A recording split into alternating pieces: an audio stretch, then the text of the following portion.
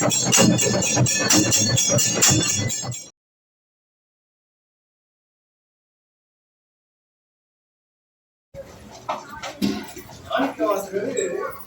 6 கால சிவபூஜை பண்ணார். நீங்க சொல்ற எப்படி சொல்றாரு? 6 காலமும் அவர் சிவலிங்காயுதம் கட்டி பண்ணாரா? இல்ல. ஐயா மாணிக்கவாசகர் லிங்காயத்துக்கு போனது. அப்போ ஆத்மார்த்த லிங்கம் வைத்து பூஜை பண்ணாரா அப்படின்னாலும் அவர் செய்த சிவலிங்கம் இல்ல, கிடைக்கல. ஏமா அவங்களுக்கு தெரியும், நாங்க அவங்க திருவாரூர் போனோம். அம்மா இவங்க அவங்களாலதான் திருவாரூர் தரிசனம் பண்ண போறோம். சுந்தரமூர்த்தி சுவாமிகள் வாழ்ந்து பறவை நாட்டியார் வாழ்ந்து அந்த வீடு இன்னும் இது எப்படி சொல்லப்பட்ட சுவாமிகள் வாழ்ந்த இல்லமோ சுந்தரமூர்த்தி சுவாமிகள் வாழ்ந்த இல்ல இருக்கு. நாங்க போனோம். திருப்பணிலாம் நடந்துருது. ஒரு கட்டை போட்டு அதை தாண்டி போகக்கூடாது சொன்ன அந்த அம்மாவை என்ன நினைச்சாங்க தெரியல. எப்ப நீங்க போங்க அப்படின்னு எங்களை அனுப்புறாங்க. நானும் அந்த அம்மாவை மட்டும் போனோம். அவர் வீட்டுக்கார வந்தாரு. நாங்க தாண்டி போனா சாமிகள் சுந்தரமூர்த்தி சுவாமிகள் இருக்கிறாரு. மூலஸ்தான கருவறையில பக்கத்துல அவருடைய மனைவி காட்சியார் நிக்கிறாங்க. வெளியில இருந்து பார்த்தாரு. நம்ம சாமி கிட்ட போயிட்டு பார்த்தமா இல்லையா? சுந்தரமூர்த்தி சுவாமிகள் பூஜை செய்த ஆத்மார்த்த லிங்கம் இருக்கு. பெரிய லிங்கம் சுந்தரமூர்த்திகள் சுவாமிகள் பூஜை பண்ண லிங்கம். அந்த கருவறையில யாருக்கும் தெரியக்கூடாது மறைச்சு சிவப்பு வரமா வச்சிருக்காங்க. அந்த அம்மா என்ன விட்டு போய் சுந்தரமூர்த்தி சுவாமி பூஜை பண்ண சிவலிங்கம் அப்படியே சொந்தம். அந்த அம்மா வந்து தொட்டாங்க. சந்தோஷமா இருந்தாங்க. அவரு பூஜை பண்ண லிங்கம் ஆத்மார்த்த சிவபூஜை இவ்வளவுதான் இருந்தாரு. மாணிக்கவாசகர் அவர் வாழ்ந்த வீடு கண்டுபிடிச்சாச்சு.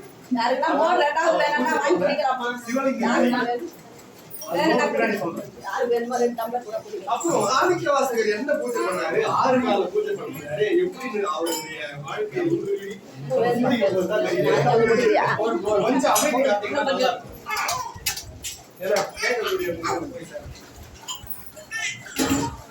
ஆறுகால பூஜை பண்ணிருக்காரு. எப்படி அது போய் பண்ணிருக்கிறாரு அப்படின்னு பார்க்கும்போதுதான் தெரியுது.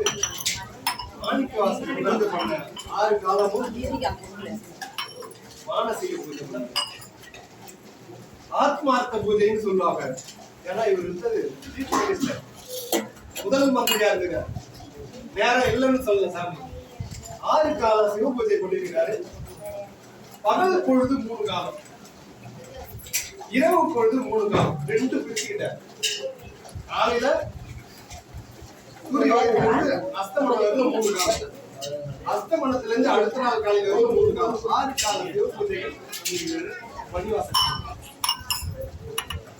அதுல மிக உயர்ந்த பூஜை எப்படின்னா உச்சி 12 ஷார்ப்பா 12 பூஜையிலே சரியான உத்தமமான சிவபூஜையினுடைய நேரம் உச்சி 12. நான் சொல்லல, அதையும் குறிப்பிட்டு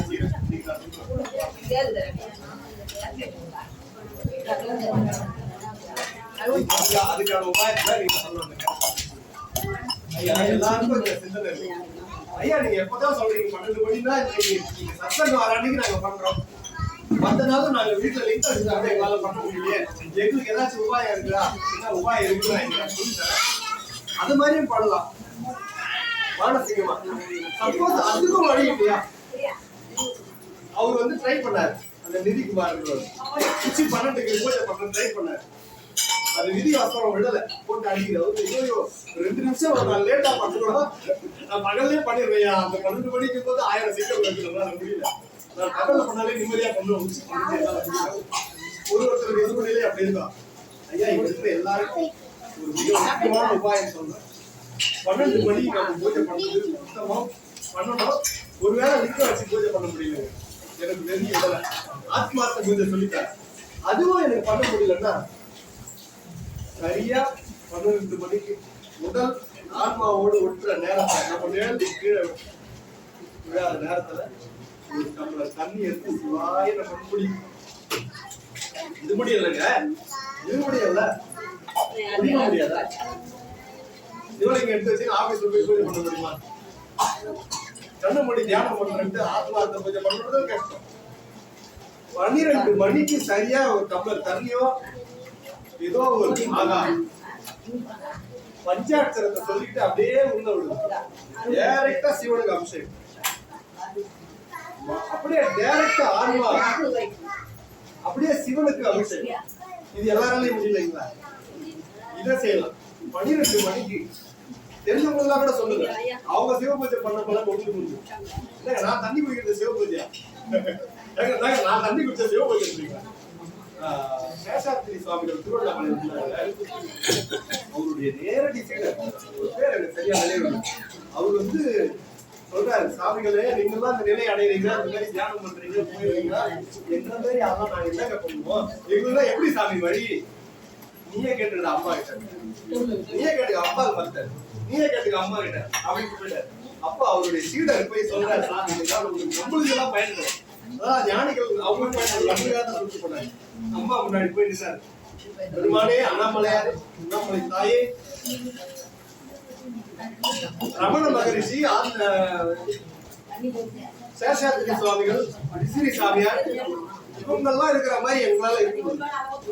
அவங்க அடைந்த இந்த பேர் எங்களுக்கு வேணும். ஆனா எங்களால அந்த மாதிரி வழிபாடு செய்ய முடியல. அப்ப நான் அந்த மாதிரி வழிபாடு செய்யணும்னா நீ கருணை பண்ணாதான் உண்டு.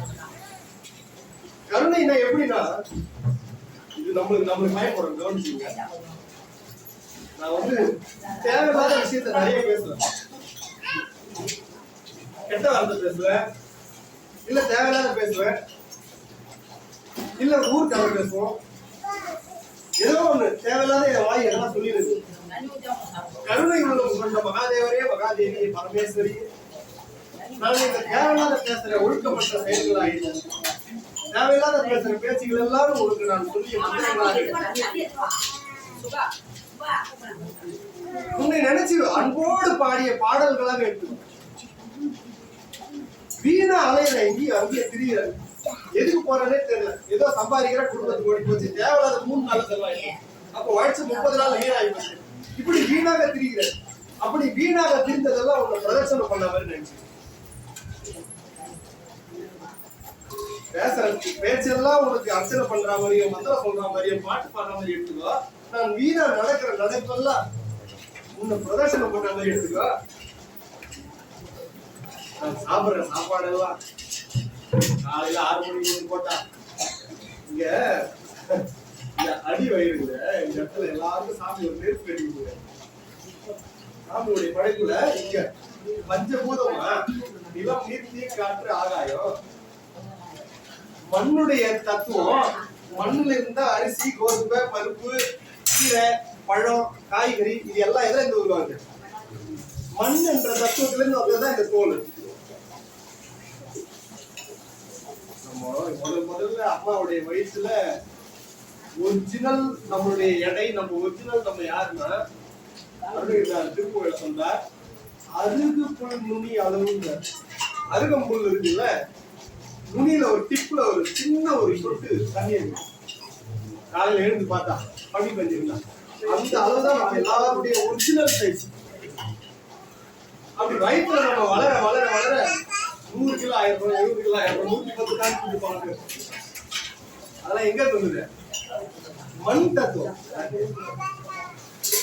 இந்த மண் தத்துவம் எல்லாம் சாப்பிட்டு சாப்பிட்டு சாப்பிட்டு அது தோல் மண்ணினாலே ஆகுது. இந்த உடலே மண் தத்துவத்தால ஆகுது. உள்ள இருக்கிற ரத்தம் வந்து குருதி, அது நீர் தத்துவம். நீர் தத்துவம். இப்ப சுவாசிக்கிற சுவாசம் காற்று தத்துவம். இந்த உடம்புக்கு ஒரு டெம்பரேச்சர் இருக்கு. சூப்பர் ஐயா, வேற லெவல். 98.4 டெம்பரேச்சர் எப்பவுமே நம்ம உடம்பு இருக்கும். அப்படி மீந்தாலும் ஜுரம் வந்தாலும் கம்மியானாலும் உடம்புக்கு மாறிடும்.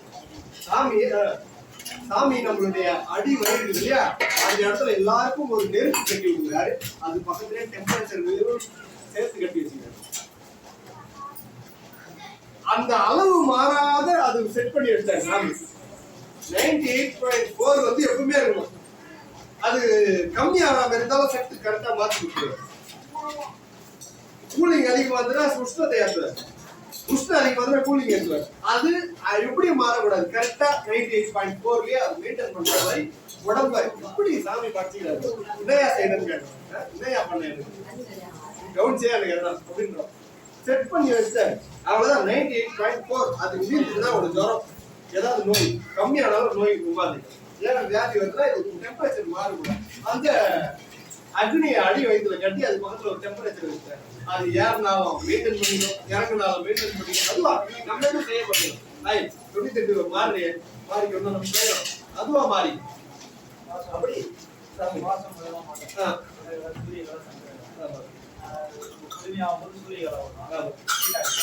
தியானம் பண்ற போதும் மூச்சு பயிற்சி வச்சு மாத்தலாம். ஆனா அது ஆட்டோமேட்டிக்கா அது உள்ள இருந்து சாமி இருந்து நம்மளுக்கு செட் பண்ணி அதை கொடுத்துருக்காரு. அப்படி இயற்கையா செய்து தராது. அங்க ஒரு அக்னி இருக்குதா, இப்போ நம்ம காலையில ஒரு 8 மணிக்கு ஒன்று போடுவோம், அது டக்குன்னு மறுபடியும் 11 கேட்கும், அப்ப போடுவோம், டக்குன்னு போச்சு. மறுபடியும் 12 மணிக்கு கேட்கும், அப்படி டக்குன்னு போச்சு. சாயந்தரம் இப்படியே ஓடிடு இருக்கு. போடுறதெல்லாம் எங்க போகுதுன்னு தெரியல. அப்படி பாட்டு அந்த அக்னி பசுக்கும் வைக்கணும், பசுக்கும் வைக்கணும், போடுறதெல்லாம் பசுக்கும் வைக்கணும். அப்படி உடம்புல அக்னி தத்துவம், அந்த அக்னி தத்துவத்தையும் மெயின்டைன் பண்ணி இந்த உடம்பு வந்து சாமி கொடுத்து இந்த கருவி கர்மங்கள்லாம் நமக்கு சீரும் சிறப்புமா செம்மையா ப்ராப்பரா நடக்கிற மாதிரி நம்மளுடைய அமைப்பு கொடுத்துருக்காங்க. அப்படி எத்தனை வாட்டி நான் உங்களுக்கு வயிற்றுக்கு ஆகாரம் பாருங்க, அது எல்லாமே இறைவா உனக்கு நான் நெய்வேத்தியம் பண்ணதான் எடுத்தேன். இந்த வழிபாடு நம்மளுக்கு ஓகே இல்லை, இதுதாங்க எங்களுக்கு செட் ஆகும். எல்லாத்துக்கும் லிங்க தொட்டிங்க வச்சுக்கேன், இது சொல்றீங்களா, இது நியாயம் அப்படின்ற மாதிரி. அதெல்லாம் நம்மளுக்காக தான் கொடுத்துருக்காங்க. ஒண்ணு உட்கார்ந்து லிங்கத்தை எடுத்து வச்சு பூஜை பண்ண இல்லைங்க, எனக்கு அது வாட்ட பண்ணலங்க. ஏன்னா வாட்டப்படம் எனக்கு சூழ்நிலை தெரியல, நான் அங்க போவேன், பஸ்ல போவேன், டிராவல்லே போவேன், நான் எங்கேயா பஸ்ல உட்காந்து ட்ரெயின்ல உட்காந்து தேவை பூஜை பண்ணுவேன் இல்லையா, நான் உங்களுக்கு சொல்லி தரேன். அதை ஆத்மாத்தமா அப்படி சாதினே பஸ்ல போகிறது எல்லாம் பக்கத்துல வந்து நல்லா தூங்குறாரு ஐயா அப்படின்னு நினைக்கணும். நீங்க கண்ணு முடிந்து ஆத்மார்த்த பூஜை பண்ணி 2வது பாயிண்ட். ஒரு வேலை அதுவும் முடியலங்க, அந்த ஆத்மார்த்தம் தெரிய வராது. வேற எதுனா எங்களுக்கும் வேற எதாவது சேர்த்த மாதிரி எங்களுக்கு 12 மணி தண்ணி இது எல்லாருக்கும் உபாயமா இருக்கு. இந்த பூஜை சூப்பர் பூஜையா இல்லையா, அவ்வளவுதான். சாமிக்கு சொல்லிடுங்க எது பேசுறனோ அது உண்மை. 5 எழுத்து சொல்லதான் நினைச்சுக்கோங்க. நான் நடக்கிற நடப்பெல்லாம் ஒரு பிரதர்சனம் பண்ணதான் நினைச்சுக்கோங்க. நான் காலையில குளிப்போம் இல்லையா, அந்த குளிக்கிறத பெருமானே உனக்கு அபிஷேகம் பண்ணி நீராட்டினாம நினைச்சுக்கோங்க. நான் சாப்பிடுற சாப்பாடெல்லாம் உனக்கு நெய்வேத்தியம் பண்ணதான் நினைச்சுக்கோங்க. ஆண்டவனே என்ன அருள் பாலினா அதுக்கும் அருள் கருணையே முடியும். எதை செய்தாலும் அதை ஏற்றுக்கலாம், அவர் நினைக்கணும், அவ்வளவுதான். அப்ப இந்த தீட்செல்லாம் வாங்கி ஐயா இந்த திருநீர்லாம் அணிஞ்சு வழிபாடு செய்யறவன் ரொம்ப உத்தமம், ரொம்ப உத்தமம். ஒருவேளை அப்படி முடியல எப்படி செய்யும், அப்ப வாங்கி பண்ணவங்க தான் அந்த நிலையை அடைய முடியுமா? இப்ப நாங்க இந்த மாதிரி நீங்க சொல்றீங்க, இந்த மாதிரி மெத்தடெல்லாம் பண்ணா எங்களுக்கு முடியாதா? அப்படி பண்ணி முக்கிய அடையலாம். எப்படி உதாரணம் இருக்கு, கண்ணப்பரு அனுஷ்டானம் பண்ணி திருநீர் பண்ணி பூஜை பண்ணாரு. அவருக்கு என்னன்னு தெரியாது, ஏதோ ஒரு அன்பு ஈர்க்கப்பட்டது, போய் பூஜை பண்ணாரு. அதே இடத்துல நித்திய ஒழுக்கத்தோட சிவ பூஜை பண்ணி திருநீர் அணிந்து பூஜை பண்ணவா சிவகோச்சியாரு. சிவகோச்சியாரு அவங்க யாரு கொடுத்தாரு, கண்ணப்ப. அவர் ஏதோ தண்ணி குடிக்க வந்தாரு, போடுற தண்ணி தாக்கம் எடுத்து எப்ப போய் குடிக்கிறது பார்த்தாரு, தண்ணி கொண்டு குடிக்கலாம் வந்தாரு. அங்க பார்த்தா ஏதோ ஒரு ஒளி தெரிஞ்சது மலை மேல. என்னடா அங்க குடிக்க தேவைங்கிறாரு அப்படின்னு கூட இருந்தவர். ஓ அப்படின்னா என்ன, சாமி வாய பார்க்கலாம். 6 நாள் தண்ணி குடிக்கல. எதுக்கு வந்தாரு அவரு, தண்ணி குடிக்க வந்தாருமா. பொண்ணு பிள்ளையாருல தாகம் ஓடி வந்து தண்ணி குடிக்கலாம் நேரத்துல ஒளி தெரிஞ்சது. என்னடா அப்படின்னாரு, ஒரு சிவனுக்கு இருக்கும் அப்படியா, உடனே பார்க்கணும் வாடாது ஓடல வருது. 6 நாள் தண்ணி குடிக்கணும், வாயில தண்ணி எடுத்து போய் குடிக்கணும். இது நோட் பாயிண்ட். வாயில தான் தண்ணி அபிஷேகம் பண்ணாரு. அப்பயும் ஆனா நம்ம குடிச்சு எடுத்து போகணும் இல்ல, தெரியல அவருக்கு, முதல்ல தெரியல, தன் உடலை மறந்தாங்க. அப்ப அந்த நிலைக்கு சாமி வந்து அருள் செய்தார். திருநீர் அணிந்து நிச்சயம் பொங்கல் வச்சு நேரடி பண்ணாரு நம்ம சிவகோச்சாரு. சாமி அவருக்கு மூக்கிட்ட நிறைய ஒழிஞ்சிட்டு பாடுறான் அவனுடைய வேடிக்கை சொன்னாரா. இப்ப வந்து என்ன ஆகுதுன்னா, இப்ப அப்பா அனுஷ்டானம் பண்றது இதெல்லாம் என்ன ஒழுங்குமுறை, வாழ்க்கையை ஒழுங்குபடுத்திடும். ஒழுங்குமுறை இந்த உதாரணம் தான் எல்லாருக்கும் போயிருந்தாங்க. பள்ளிக்கூடம் போறோம், காலையில 9 மணிக்கு ஸ்கூல் தொடங்குதா, 9 மணிக்கு ஸ்கூல் தொடங்குது. பையன் வந்து யூனிஃபார்ம் போட்டுக்கிறான், ஷூ போட்டுக்கிறான், சாக்ஸ் போட்டுக்கிறான், ஐடி கார்டு மாட்டிக்கிறான், பேக் எடுத்துக்கிறான், டிஃபன் பாக்ஸ் பை ஒன்று தூக்கிறான், நேரா போறான். 9 மணிக்கு பெல் அடிக்குது, கிளாஸுக்கு போறான். டீச்சர் அட்னஸ் கேட்கறாங்க, அட்னஸ் கொடுக்குறான், முடிஞ்சது. மதியம் லஞ்ச் டைம் கரெக்டா சாப்பிட்றான், மறுபடியும் கிளாஸ் அட்டென்ட் பண்றான். சாயந்தரம் 4 மணிக்கு ஸ்கூல் விடுது, பையன் கிளம்பி வீட்டுக்கு வந்துடுறான். மறுநாள் இப்படியே ஒரு செட் பண்ணிருக்கிறாங்களா. அவன் காலையில ப்ராப்பரா எழுதுறான், யூனிஃபார்ம் போடுறான், பேக் எடுத்துக்கிறான், இன் பண்ணிக்கிறான், பைய தூக்கிறான், ஸ்கூலுக்கு போறான், அட்னஸ் விடுது. இப்படியே இருக்கிறதுனால அவன் சட்டம் வாங்கிடுவாங்க. சட்டம் வாங்கிடுவாங்களா? ஏன் வந்து டெய்லி கரெக்டா ப்ராப்பரா ஸ்கூலுக்கு போறானு, இன் பண்ணிக்கலாம், டவுசர் போட்டுக்கலாம், ஐடி கார்டு மாட்டிக்கலாம், கரெக்டா டைம் ஸ்கூலுக்கு போகலாம், கிளாஸ் அட்டெண்ட் பண்ணலாம், அட்னஸ் good morning sir, good morning miss சொல்லலாம். டைம் விட்டவனு கரெக்டா சாப்பிடுவான், கரெக்டா டைமுக்கு வருவான், டைமுக்கு வீட்டுக்கு வரான். 100 மார்க் எடுத்துட முடியுமா? சப்ஜெக்ட்ல பாஸ் ஆகிட முடியுமா? ஸ்கூல் ஃபர்ஸ்ட் வந்துட முடியுமா? அங்க பாடம் நடத்தும் போது அவன் கவனம் அதில் இருக்கணும். புரியுதா? வகுப்பு நடக்கும் போது அவன் சிந்தை வந்து ஆசிரியர் சொல்ற கருத்துல இருந்ததுன்னா அவன் பரீட்சையில எழுதி பள்ளிக்கூடத்துல போர்டு வைப்பாங்க. முதல் மார்க் எடுக்கிறான் இவன் 500க்கு 498 499 போடுவான். இல்லைங்க, இவர் டெய்லி பையன் மாட்டிட்டு வந்தாரு, நல்லா இது பண்ணிட்டு வந்தாரு, ஒரு நாள் கூட ஷூ போடாது வரல, ப்ராப்பரா டைமுக்கு வருவாரு, டைமுக்கு போவாரு அப்படின்னு போட்டு வைக்கிறாங்களா. ஆனா 500க்கு 110 மார்க் எடுத்துக்கிறாங்க. இது எப்படி இருக்கு வேடிக்கை? அப்ப இவ்வளவு ப்ராப்பரா நீ பண்ணிட்டா யோசு. நான் அனுஷ்டானம் பண்றேன், நிச்சயம் சிவபூஜை பண்றேன், சிவபூஜை பண்ற நேரத்துக்கு அவன் நீ பிடிக்கணும் அப்புறம் தான் இருக்குது. வாத்தியார் படம் எடுக்கும் போது அந்த வார்த்தையை பிடிச்சதால நீ பச்சல இது. நீ அனுஷ்டானமே பண்ணல, எதுவுமே பண்ணல, ஆனா அந்த எடுக்கிற 2 நிமிஷம் அவர் மேல உங்க அன்பை போயிரேன்னு வச்சுக்கீங்க. அந்த ஃபர்ஸ்ட் கிளாஸ்ல பாஸ் ஆன அந்த பையன்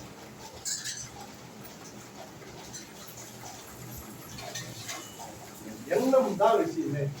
அந்த உள் வாழ்ந்தது தான் இதுதாங்க. ஆனால் ஒழுங்குமுறைப்படுத்தும். திருநீர் அடிக்கிறது, உடலை சுத்தம் பண்ணும். திருநீர் எங்கெல்லாம் இடுறோம், எங்கெல்லாம் எலும்பு ஜாயிண்ட்டுகள் இருக்குதோ அங்கெல்லாம் திருநீர் இடுவோம். உடம்பு முடியல, சரியான டெம்பரேச்சர்ல 100 டிகிரி தாண்டி அப்படியே ஜுரம் அடிக்குது. ஜுரம் அடிச்சோடனே பெட்ஷீட் இழுத்து போட்டு படுத்துக்கிறோம். எங்க வலிக்கும் சொல்றேன் பாருங்க. கரெக்ட் ஐயா, சூப்பர். எந்த ஊர் ஐயா? நாவலூரா? அங்க யாருங்க அப்படிங்களா? ரொம்ப சந்தோஷம். எங்க எங்க வலிக்க சொன்னாரு? ஜாயிண்ட்டுக்கு. இப்ப திருநீர் எங்க இடும்? ஜாயிண்ட்டுக்கு ஜாயிண்ட் தான் விபூதி. நெத்தியா தலையில நீர் எடுத்துரும்.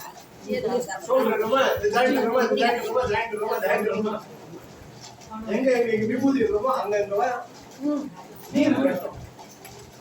நீ திருநீர் ப்ராப்பரா எடுனா 365 நாளும் 6 காலமும் நீ தண்ணியில குடிச்சிடலாம்.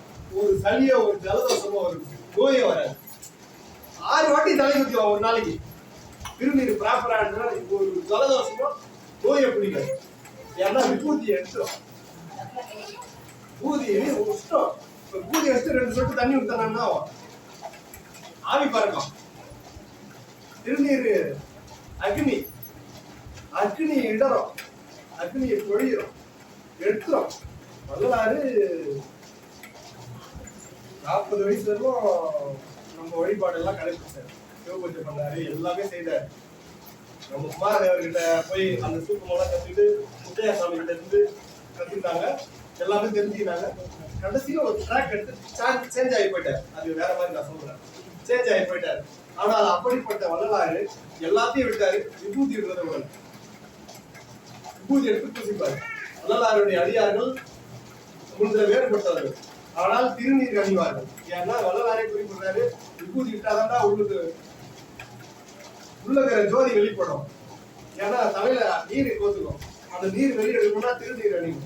திருநீர் அணிஞ்சா உன்னுடைய அந்த மண்டையில இருக்கிற தேவையில்லாததெல்லாம் இறங்கி எடுத்துச்சுன்னா உள்ளக்குள்ள அந்த எல்லா திரையும் அகன்று ஆன்ம ஜோதியை நீ தரிசனம் பண்ணலாம் அப்படின்னு சொல்லி வள்ளல் பெருமான் வந்து அவரு எல்லாத்தையும் தூக்கி பண்ணவர். அதை வந்து குறிப்பிட்டு சாப்பிட்டுருங்களா இன்னும் 2-3 நிமிஷத்துல சிவபூஜைக்கு ஸ்டார்ட் பண்ணிடும். 12:47 12 மணி.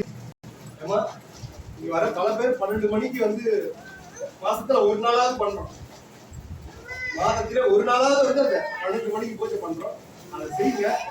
மற்ற நாட்கள்ல ஒருவேளை பூஜை பண்ண முடியல, நான் லிங்கம் வச்சு பூஜை பண்ண முடியல, இன்னைக்கு பண்ணிட்டேன், ஆனா 12 மணி பூஜையை நான் மற்ற நாள் பண்ண முடியலன்னா தயவு செய்து ஒரு டம்ளர் தண்ணி குடிச்சுக்கோங்க.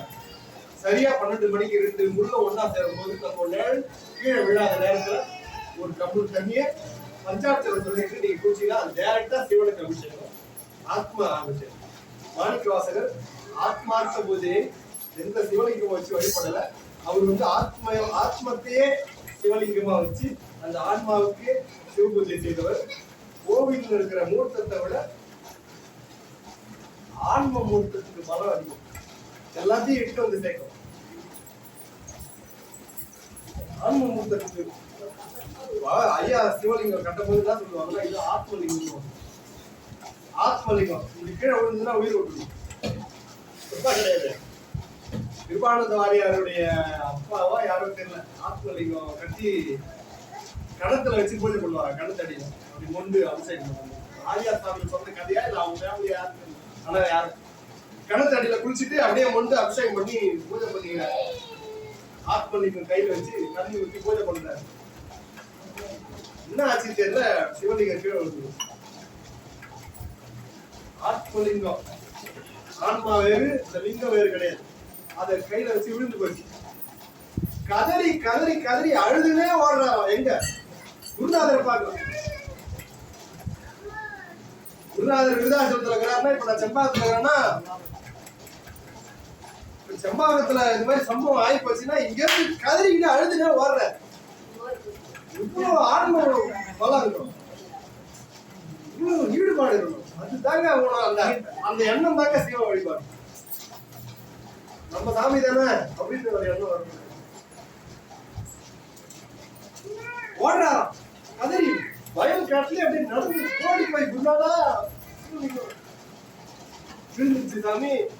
வழிபாடு பூஜை பண்ணும்போது இது மாதிரி ஆயிடுச்சு. தப்பு செய்துட்டு உயிரோட இருக்கவே கூடாது. அப்படிதான் இருந்திருக்காங்க. இப்ப நான் இது மாதிரி ஆயிடுச்சு குருநாதா அப்படின்னு ஓடி போய் காலில் விழுந்து அழுவேன்.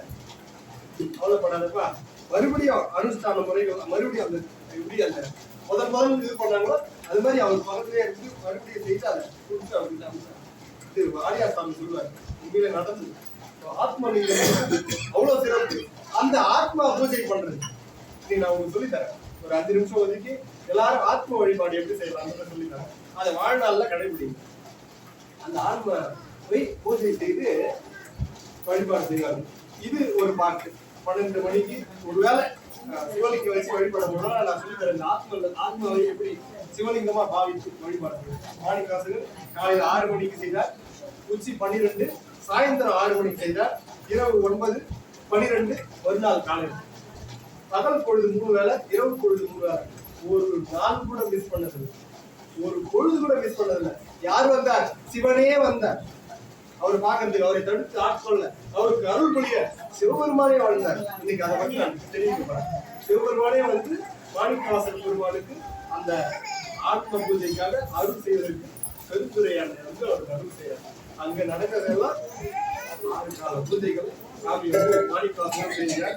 அதுல மிக முக்கியமான பொழுது 12 மணி. அந்த உச்சி 12 மணிக்கு மாணிக்கவாசகரும் அடித்து கூறுகிறார். 12 மணி பூஜை விசேஷமான பூஜை.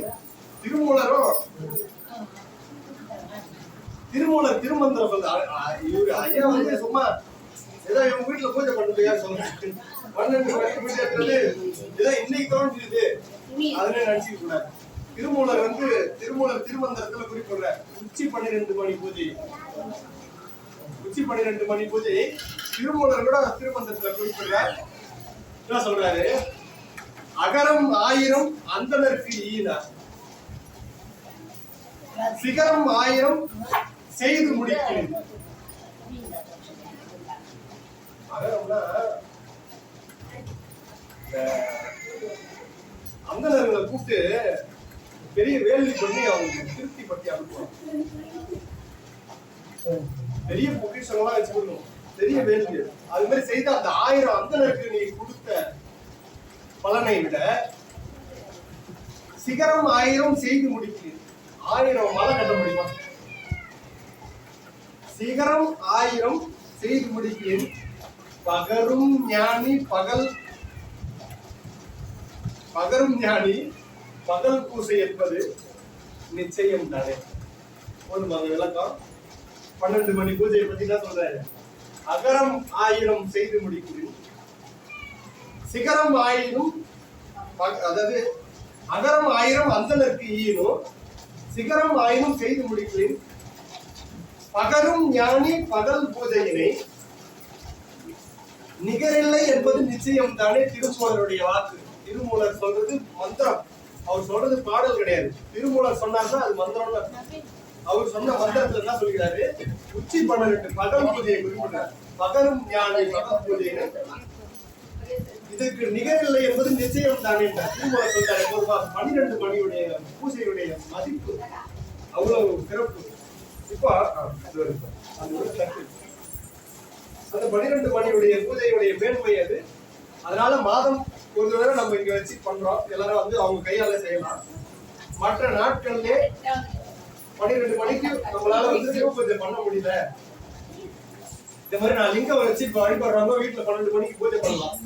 ஒருவேளை நான் வந்து வீட்டுல வச்சு பூஜை பண்ண முடியல 12 மணிக்கு அப்படின்னா ஆத்மார்த்த பூஜையை சொல்லி தரேன். அந்த ஆத்மார்த்த பூஜையோ என்னால 12 மணிக்கு பண்ண முடியலைங்க அப்படின்னா 12 மணிக்கு சரியா தண்ணி குடிங்க. ஒரு டம்ளர் தண்ணி குடிங்க. ஏதோ பஞ்சாட்சர சொல்லி சிவார்ப்பணம் அப்படின்னு சொல்லி குடிச்சீங்கன்னா அது டைரக்டா ஆத்மாவில் போய் படும். 12 மணி என்பது முள்ளும் இணையும், ஆத்மாவும் உடலும் இணையும், சிவம் ஆன்மாவோடு ஒடுங்கும். அந்த 12 மணி பூஜையை தான் மாணிக்க வாசகர் செய்திருக்கிறார், வலியுறுத்தினார். திருமூலர் குறிப்பிடுகிறார். மேன்மையான பூஜை உச்சி 12 மணி பூஜை. அந்த பூஜையினை செய்யலாம். இன்னைக்கு செய்துட்டு அதோட விட்டுறோம்னா மற்ற நாட்கள்ல முயற்சி பண்ணுங்க. தியானம் பண்றதுக்கோ இல்ல சிவபூஜை அது போன்ற மாதிரி வாய்ப்பு இல்லையானால் தண்ணி குடிங்க. ஒரு டம்ளர் தண்ணியாவது பெருமான் நினைச்சு குடிச்சீங்கன்னா அது நேரடியாக சிவபூஜை செய்ததுக்கு உங்களுக்கு தெரிஞ்சவங்களுக்கு கூட சொல்லுங்க. அவர்கள் சிவபூஜை செய்ததனுடைய பலன் உங்களுக்கு. இப்ப நான் சொல்லி ஐயா பூஜை பண்ணாருன்னா இவருக்கும் அதே பலன் உண்டு. அவருக்கு நான் சொல்றதுனால எனக்கு அந்த பலன் உண்டு. இப்ப நீங்க வந்து கேட்டீங்க, நீங்க போய் 150 சொன்னீங்கன்னா அவங்க பூஜை பண்ணா அந்த பலன் உங்களுக்கு உண்டு. அப்ப என்னதுல குறையுமா? அங்க பூஜை பண்றது என்ன குறையாது. உனக்கு எவ்வளவு தராரோ அதே அவருக்கு தருவார், அதே அவருக்கு தருவார். அந்த எம்எல்என் பாலிசின்னு ஒண்ணு சொல்லுவாங்க. எம்எல்என் பாலிசி ஒண்ணு சொல்லுவாங்க. அந்த பாலிசி யாருக்கும் நஷ்டம் கிடையாது, எல்லாருக்கும் போய் சேரும். அது மாதிரி சொல்றவங்களுக்கு உண்டு, கூட்டிட்டு வரவங்களுக்கும் உண்டு, பண்றவங்களுக்கும் உண்டு, பண்ண சொல்றவங்களுக்கும் உண்டு. அதனால தெரிஞ்சவங்க கூட சொல்றேன். அந்த 12 மணியானது அந்த நேரத்தில் நம்ம பயன்படுத்தணும். நிச்சயமாக சிவ பூஜையுடைய மேன்மை அம்புதான். ரொம்ப சந்தோஷம்.